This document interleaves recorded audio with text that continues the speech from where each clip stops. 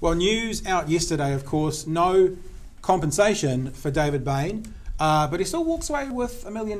But it's not compensation, it's just about $1 million. And here in Dunedin, of course, it is the water cooler conversation of the day, no question about that.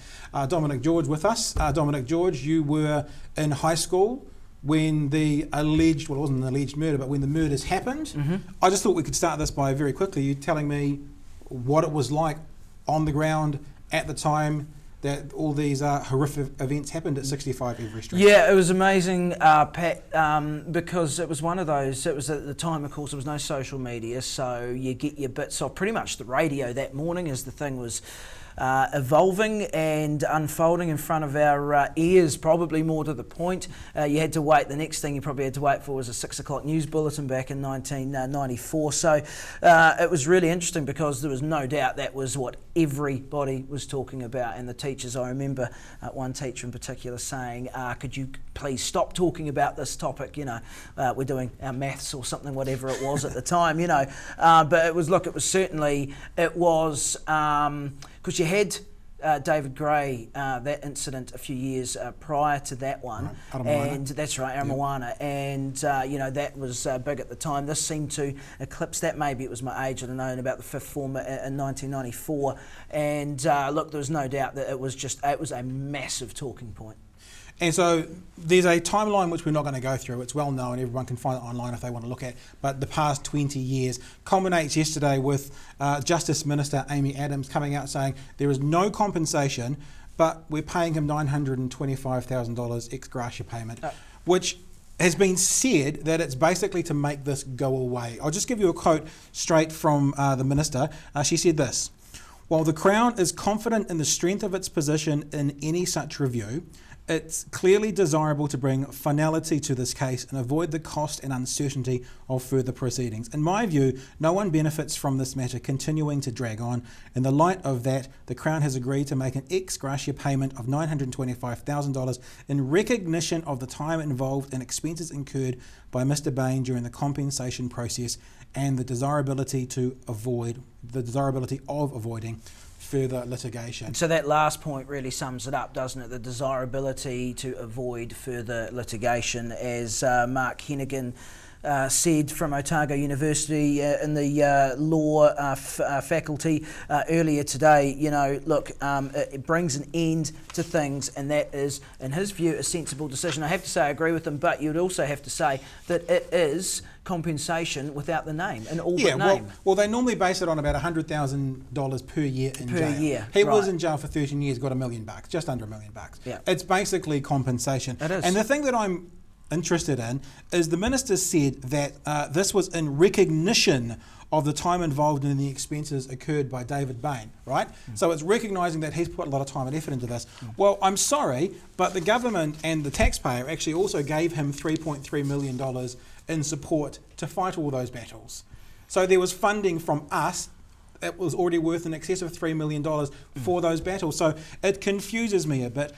David Bain was approached by, I believe, a radio station, and he didn't want to pass too many comment, but he did give this one quote. He said this, quote, "Quite frankly, the only thing I have to say is that Mr. Cullinan, Ms. Adams, and everybody that's been involved in this case to date has got it wrong. I am innocent. That will always be my only comment, and there is nothing else I have to say on this matter." Yeah. Which I guess you'd say is fair enough for him to say that. I'm also a little bit confused as to, I don't think this has been cleared up in the eyes of the public. I think the minister's muddied the waters a little bit. The minister in her press conference, and I watched the whole press conference, basically described how he would have got compensation. Because remember, the $1 million is not compensation. Of right? course. It's not. Ex gratia payment. But how he would have got compensation is to prove his innocence. So she went through a situation where she described what exactly had to happen. Okay. The first thing, she was talking about what had to happen to be found guilty. She said this, quote, "The Crown has to prove that the defendant beyond reasonable doubt committed the offence." Right. Okay. So that's in any situation. That's what the Crown has to do.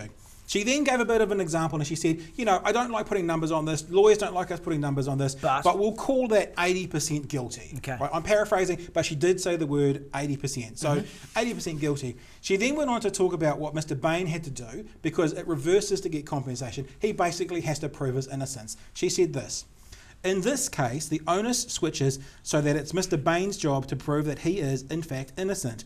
The difference is he doesn't have to prove beyond reasonable doubt, which is that 80%, which is the higher threshold. He has to prove what's called the civil standard, which is the balance of probability. And then she went on to say, let's call that 51%. So if he can prove 51% that he's innocent, then he'll get the payment. And clearly in their eyes, he couldn't do that. Well, not in just their eyes, but several judges' eyes as well. He couldn't prove his innocence, which leads me to three potential, perhaps four conclusions.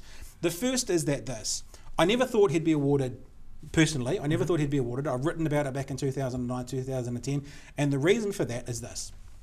All the experts that were at his 2009 trial, all the witnesses that were called to help put his case forward for his innocence were not involved with the original case. They weren't in the house. They didn't hold the evidence in the house. They were all brought in afterwards to debunk what was said. All the people who were in the house, and we all actually admit there were mistakes made, but none of them have recanted their story. We're not looking at Arthur Allen Thomas here. You know what I'm saying? Yeah, absolutely. They're all sticking by it. That's true. The second thing I wonder is what message will this send? Because this man can't actually prove his innocence to a 51% standard, number that's been defined by the minister, not by me, right, as her example.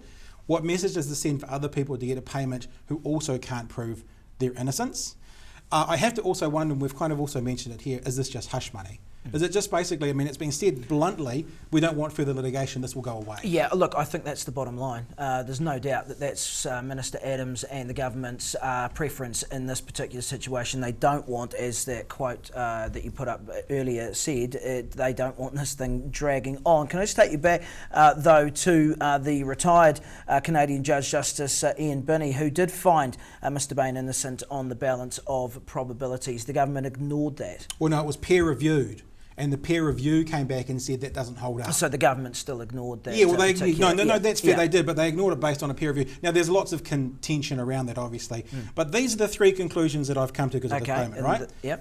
David Bain is innocent, and he deserves a payout.